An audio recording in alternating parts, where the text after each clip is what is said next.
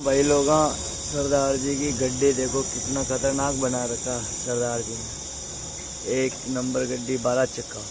Photo कितना खतरनाक लगा रखा। वाह सरदार जी डालो लगा रहे हैं। अभी सरफ खाली किया जयपुर ये बगरू के अंदर।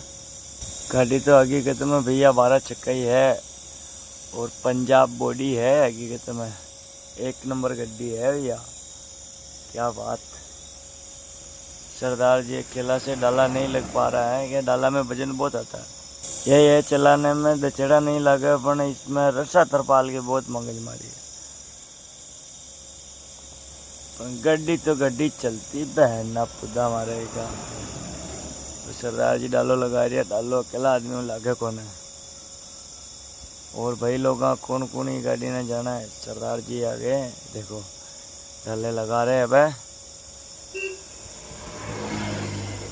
ओके रिपोर्ट जय शंकर।